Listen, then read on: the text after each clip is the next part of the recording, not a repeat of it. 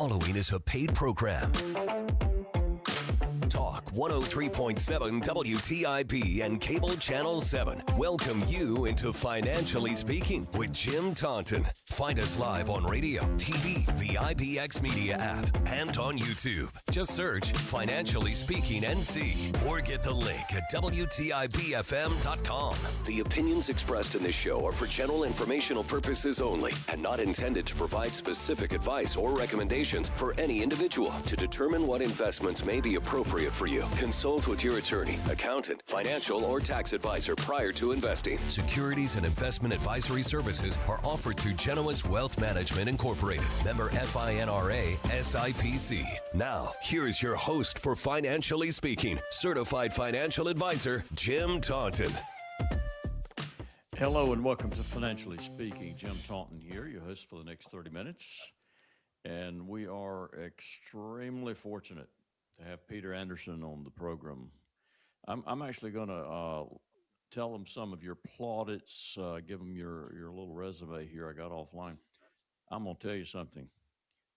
I don't know why you're doing this little podunk radio program, but I'm glad you're here. And you've been on this like the fourth or fifth time, isn't it? Yes, I have. And I'm back here because I like you. I can't hear you. Are you muted?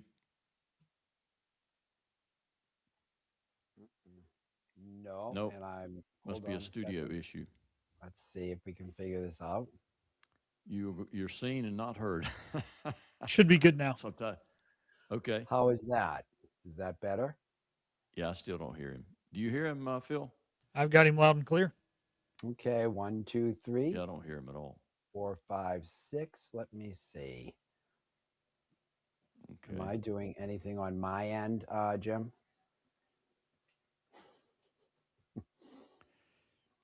You're going to have to do something, Phil. That's the mute. All right, now. Recycle. Now, Hello? Can you hear me? I can hear you now. Very good. Okay. Okay. Like sounds like a cell phone commercial. I can hear you now. Yeah. All right. Well, what I was saying is, yes, probably a number of times before, but the reason I do this is because you're a nice guy and I like to come on and chat with you and hope we can have some productive conversation. Yeah, I've been called worse. I'm sure you. But this man, listen to this man right here. He's a columnist for Forbes magazine, one of the most prestigious publications in the financial realm. He's written 125 plus articles. He's on CNBC and Fox Business News all the time. I mean, I can't turn it on without seeing him. He has an MPA from Harvard, and I'd like you to tell me, what does MPA stand for? Masters in Public Administration. Public Administration, there you go. Versus and Business Administration. Gotcha. He was a Siemens Fellow, which is a prestigious award. He has an MS in physics from Yale. He has a BS from Northwestern in physics, and he was first in his class. What were you thinking? I wasn't having a lot of fun. Well, I wasn't having a lot of fun back then, if you can imagine. No. I'm just curious. I know my major at ECU was geology, so I'm in the same boat. But when you majored in physics, what initially were your intentions? What did you want to do? I had my whole life planned out, Jim. I was from high school on. I was very seriously focused on theoretical physics, and I wanted to become a research professor in theoretical, not experimental physics. Very big difference in the field, as I'm sure you're aware. Experimental is going to the CERN and the atom smasher and doing all those things, and theoretical physics is more like what Einstein did over 100 years ago, and people are still following his work, and the string theory and all those fancy quarks and all those terminologies. The old quark. Mm-hmm. Smaller than the atom even. Right. All right. Let's talk about money. Yeah. Anderson Capital, how much are you managing now? We're at $500 million. $500 million with a B. Mm-hmm. That's Yes. That's a large management firm. And just so the listening audience knows, Peter is actually on my advisory platform as a SMA. So we put money with him to manage percentage of clients' money. And I will tell the audience that he is by far, the best performing manager on the platform. I actually ran a report. His 10-year average, I hope I don't get in trouble for this, but it is public knowledge. Yeah. But his 10-year annualized return, net of his expenses, not net of mine, but net of his expenses, is 21.26. Average 10-year return. That's absolutely incredible. It really is. Thank you. You are double, like second place. Was that a blind hog finding a corn cob, or did you actually? Yeah. Were you smart? I mean, what went on there? Well, I'll leave it up to your audience and yourself to answer that question after we talk for a while. But, investing, it's not a science. I'm talking to, I guess, a fellow science major. And we know that in science, everything is predictable. I think the most challenging thing for people that have a science background and try to accommodate investing is that it's not really a science. It's quasi-science at best. And I don't know if you're familiar with Richard Feynman, but he was a very famous physicist, an idol of mine. He passed away a while ago, but he won a Nobel Prize in theoretical physics. But one of the things he said was, just think how difficult physics would be if electrons, not only if electrons obeyed physics, but if they actually had feelings too, and trying to figure out how an electron would behave if it had feelings. And that's how I kind of look at investing, is that it takes a lot of brain work, but it takes a lot of everything else too, not just the brain work. It's intuition. It's how you view the world. It's how you ask to solve problems. It's how you were raised as a child. I mean, it's everything. It's a holistic field that I think people have neglected to acknowledge, that it's everything of the person that you use in investing. And Peter, for the listening audience, is highly unusual among managers that I've utilized. What's the total positions in your portfolio currently? Oh, we run a very concentrated portfolio, it's called. So, typically mutual fund, and I probably managed probably 20 mutual funds in my entire career, okay, spanning back to 1993. And I was always forced by the prospectus to have at least over 50 names, probably 100 names in many cases. And, that works for some people, but It's not unusual. yeah. But instead, when I decided to create this strategy, I thought, we're going to put the best ideas in there. And if you remember, Jim, in the late 90s, they had a fad was launched with like the ABC 20 fund. If you remember, there'd be 20 stocks in there, or the 30 fund. And we run a portfolio that ranges from, are you ready for this? 12 stocks. Over the past 2 years, I would say it's ranged from 12 to maybe 15 stocks. Currently, I believe it's 15 names. Very concentrated. 15. Okay. Yeah. The report I ran on my broker-dealer website, I can pull out information for advisors that had your top 10 positions. So there's 5 that I didn't have. Yeah. But that makes Peter very unusual. So you invest only in the things that you feel very strongly about, and those are the ones in your portfolio. And it definitely has worked over the last 10 years, so that you must be doing something right. Do you have an algorithm that you're utilizing, or what type of? I know you use bond metrics. Yes. To measure stocks, and that's it's carried over well. So tell us a little bit about that. I will. And, I have to opine a little bit about the research capabilities that we all have at our fingertips now. You know, it's getting more and more challenging, I think, to pick stocks that you think you have a leg up on, simply because, Jim, now everybody has access to the information at all levels. You know, in our parents' market, if you got up at 5:30 in the morning and got the Wall Street Journal before everybody else, you know, you were half ahead of the game. Well, that's no longer happening now, right? Now everybody has the information. There's so many social websites, etc. And so the question is, I always tell clients and prospective investors is, how do you pick a manager? And I think it turns out that the pressure is on us as managers to see things differently from everybody else.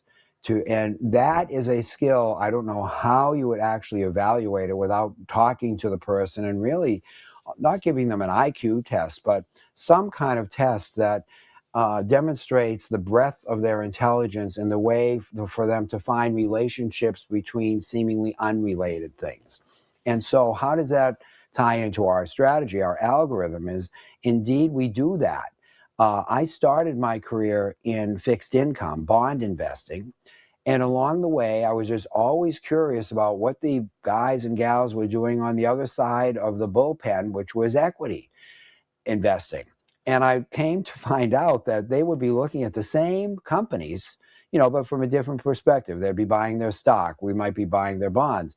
And when we would compare notes, which was very rare, hardly ever did an equity analyst talk to a bond analyst. But when we did, it was kind of embarrassing for the equity analyst because they found that the bond analyst knew far more about the company in every aspect than the equity analyst. Yeah. And why is that? Well, it's because as a bondholder, you're lending money and you're very paranoid about not getting that money back. Whereas an equity holder, you know, you're going to project maybe a dividend. If it misses earnings, it isn't the end of your career. But as you know, you're not as risk averse either when you're investing in that's equities correct. as Yes. bond. Yeah. So think of it as a mortgage lender. You know, you're lending money to somebody. You really want to get a good sense of their financial health. And so what does that help us with? Well, if somebody on the bond side loves a company and they talk to an equity analyst about that company, and the equity analyst says, boy, I'm not seeing anything that you're seeing, Peter. You know, what are you looking at? And we tell them, well, we're looking at cash flows. We're looking at things that you equity analysts probably don't look at very much. How much debt is on the balance sheet, et cetera. And we've seen that it's improving. It's paying down its debt. The cash flow is increasing. So we're happy campers because we know that bond is going to get paid over doubly well. Mm-hmm. Thus, that indicates if the stock is not trading very high, then I discovered, this is a way to identify equities that the equity analysts have not caught on yet that they're improving. And if you query a bond analyst, they will say, we love this company. We don't understand why the equity analyst isn't paying attention to the same things we are. And therein lies my algorithm. I scan the entire 5,000 names of stocks out there, but I view them as a bond analyst would. And I say which names, and I'm saying this subjectively, but it's a quantitative program, but it translates into this. Which names do bond analysts love, but the equity prices are not reflecting that yet? And that's how we first identify candidates to put in the portfolio. Yes. Yeah, very good. And let me just say one more thing about this, Jim. Yes. It is rare. I would say nobody, I've never met anybody that does this the same way. Places like MFS, Mass Financial Services, will say, oh, we integrate our fixed income and equity analysts, we put them on the same floor, but they're not doing it the way I am. And it remains today the foundation of our philosophy that we've been managing this strategy for over 15 years. And what makes you not only the size of your portfolio that you manage, but also the fact that you're not going to be put in a box. You're not large cap, you're not mid cap, you're not small cap, you're not value or blend or growth. Yeah. You look at 5,000 Mhm. possibilities, and whichever 10 to 15 are the best of those, whether they be small, large, mid, value, Yep. growth. Those are what you put in the portfolio. I like it. That's right. It's And it's a you double-edged. smell like a hedge fund. You smell like a hedge fund. Well, You're not a hedge yeah. fund, but it smells like one. Well, just full disclosure, we do have a hedge fund version of this too, where we actually short stocks, meaning that Mhm. just think of what all the things I said. Well, you can flip that upside down and say, what companies Right. would a bond analyst run from? But the equity analysts think are wonderful companies. And those are companies we so-called short, meaning that we try to make money on the fact that we think they're going to go down. But back to the style box, it is a double-edged sword for us, because when a firm like Morningstar looks us over, and by the way, we just got our rating again updated through January. We are 5-star strategy and separately managed accounts. But when they look at us, they don't really know where to put us because of the dreaded style box that you were You are a implying. unicorn, Peter. That's correct, yes. And sometimes it works against us, because certain advisors will say, Peter, we don't know what to do with you. We can't put you on a style box we use in our allocation scheme. Well, and in the interest of full disclosure and fairness, I've used you quite a bit in Hmm. portfolios, but on an individual client, I usually will not put more than 10 or 15% of the money that I'm taking in, Yes. because you are a rather aggressive Yes. portfolio. So, which is And you fine. are doing, That's yes. a good piece of the puzzle. And you are doing exactly what we recommend to our private clients too. If you have a basket of equities, don't use us as what we would call the core, but use us as a satellite. In other words, Right. a smaller proportion of your equity basket, but it's that proportion that hopefully will juice Mhm. the returns going forward. You are the electron that's revolving around the Yes, nucleus of maybe some mutual funds and that's right. growth and Yes, income plays and things like right. And to quote Richard Feynman, we are the electron with feelings, so to speak. that. I like that. By the way, how has your hedge version compared Mm. to the one I've been using, the Weathermark? Yes. How has it compared? Well, it has a different bent to it, because remember, with a hedge fund, it's in a totally different universe. You don't normally measure it against the S&P 500, and because of the shorting, we identify names that we think are actually going to file for bankruptcy, go to zero, and those also along the way have a damping process. So what you look for in a hedge fund like this is similar returns, or maybe less returns, but the ride being less bumpy. So it tends to Mm-hmm. smooth out the highs and lows because of those counteracting Gotcha. hedge shorts that we Gotcha. put in the hedge. Yeah. Yeah, from what I saw in your portfolio, and again, I only looked at 10 Mm. positions of your Mhm. 15, it looks like you're high on the aerospace sector, the some of the medical sector. You do Yes. like a little bit of foreign and Hmm. with the U.S. Am I Yes. hitting it about right? Yes, you are very astute. Yes. All right. But What makes those sectors appeal to you presently, or was yes. it just happenstance that there Yeah. were like 2 or 3 aerospace companies that hit your Mm. algorithm? So, yes, the first thing is, of course, we run that screen and it gives us a wide group of candidates. Certainly, it doesn't narrow it down to 15, and then it's up to us to narrow it down to 15 with other processes that are less algorithmic. And what we found with the defense companies was a rare thing in this environment, which I gladly call a gift to the capital markets. In other words, we struggle a lot, as everybody does, trying to find undervalued securities or sectors that we think are going to play out well. But in the case of the defense companies, we have 4 American depository receipts. Those are ADRs. And those companies are European defense companies. And the reason why we like them is the current administration, everybody knew when they were coming in, their attitude toward NATO from the last tenure of this administration. We knew that the US was probably going to be pushing for more independence of NATO in their funding. And it was supposed to be 2.5% of each country's GDP, if you recall, but they hadn't really been paying that. And now they have become so independent that some of them are actually paying 5% of their GDP. So what does that do to the whole NATO complex? Of course, it boosts and gooses the companies such as Rolls-Royce and other companies. Rheinmetall is another one, a German company. These are all companies that are now so independent and so vocal. BAE Aerospace, yes, yep, and Airbus and Safran. These companies are so independent now, and with every new, I mean, it's kind of ironic, but with every new slight conflict internationally, these companies are even more fearful of being dependent on other countries such as the United States. So they become even more vocal about being independent. And being independent, of course, translates directly into funding for these companies and an armament buildup.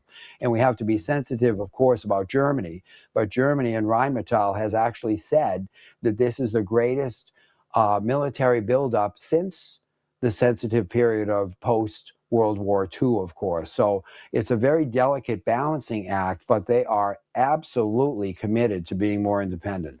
So that is a free gift. In other words, Jim, you'll never hear us saying, how is this going to be impacted by AI, by crypto, or the prediction markets, all this other noise that's in our capital markets that you and I have to contend with every day. It's gleefully absent in the analysis and thought of that sector that we're in. Very good. You also are obviously high on cybersecurity. Yes. And I would think that has a little bit to do with AI, because AI has some positive things, but also AI is going to allow the bad people to be more effective in what they do. Correct? Absolutely, yes. And that is another free gift, frankly, is we've always been proponents of cybersecurity prior to this AI situation because of the never-ending arms race. You know, if you actually look into any case of a hacker, it is an amazing story, by the way. I mean, we could talk about the life of a hacker, which is fascinating, but the bottom line for it is there will always be hackers. There will always be challenging the status quo of the firewalls, and hence this arms race of spy versus spy versus spy. And then, of course, artificial intelligence came along, and investors have been reticent to consider what you just said, but we knew it right away, which is, of course, AI is going to have a bad side to it, and the hackers are super excited about using it as a new tool. So that just even further enhances the demand for always increasing cybersecurity. Now, the one thing that has been a fly in the ointment recently, though, is, I'm sure you've seen this, there is this thing happening where people are saying AI is going to penetrate all factors of life, including cybersecurity. They have claimed that the companies like Palo Alto and CyberArk that have been around a long time, CrowdStrike is another one we own, that those companies are going to be made obsolete by AI cybersecurity. And I laugh when I'm saying it because I actually can't say it with a straight face, but this is some of the hysteria that's happening now. I'm sure you've seen real estate, legal, and other sectors are reacting so fearfully to the fact that they might have some AI challenging their business models.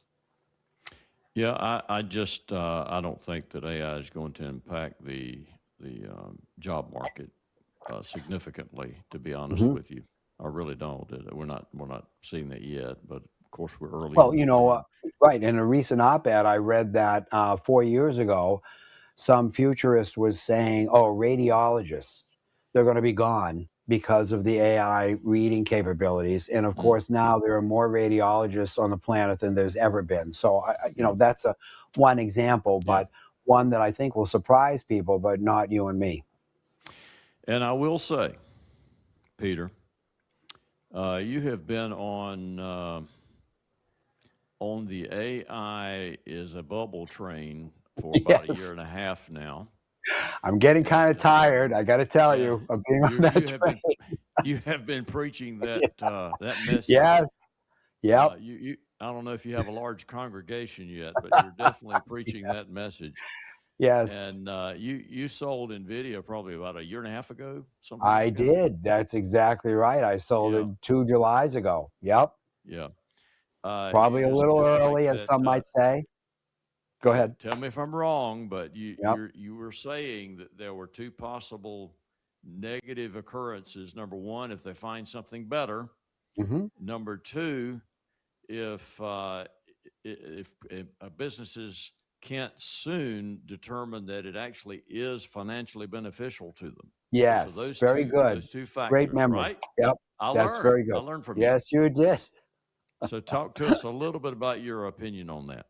Yes. Boy, I've been on that train, and I'm getting kind of frustrated, and I'm constantly assessing my own strengths and weaknesses. I mean, that's a whole segment we could do separately, as being a money manager and knowing your strengths and weaknesses and working with your weaknesses and your emotional reactions. And we saw those signals early on, back in that July, when people started saying, boy, there's some other cheaper ways of modeling the human brain, something called neuromorphic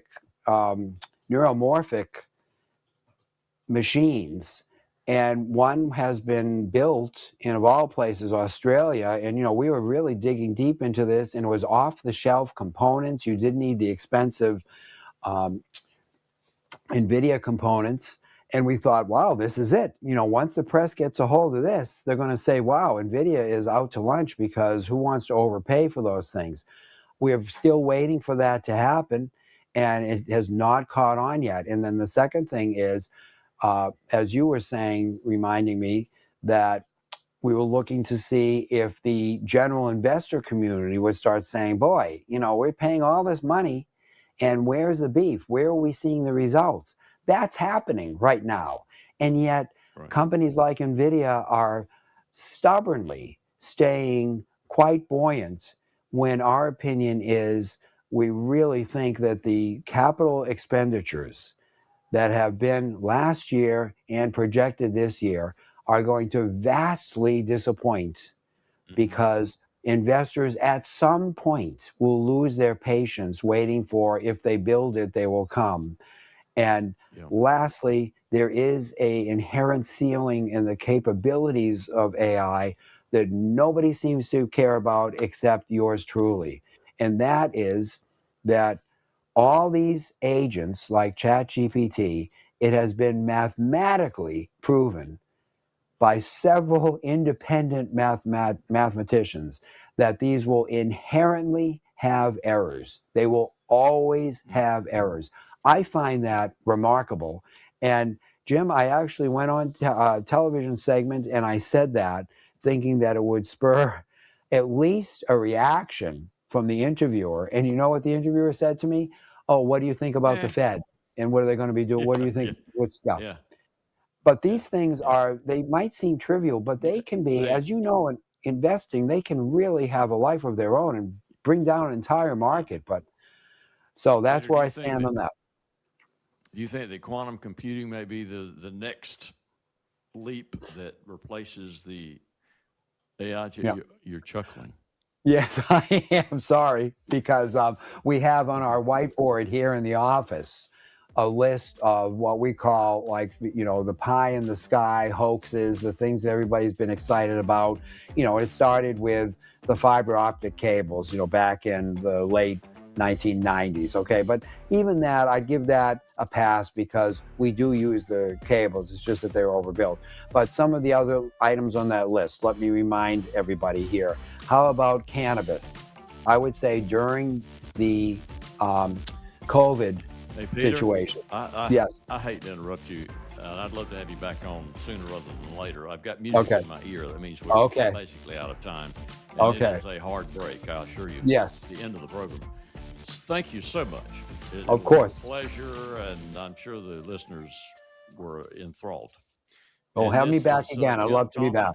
I will. I'll be in touch. As always, helping you make all of your decisions financially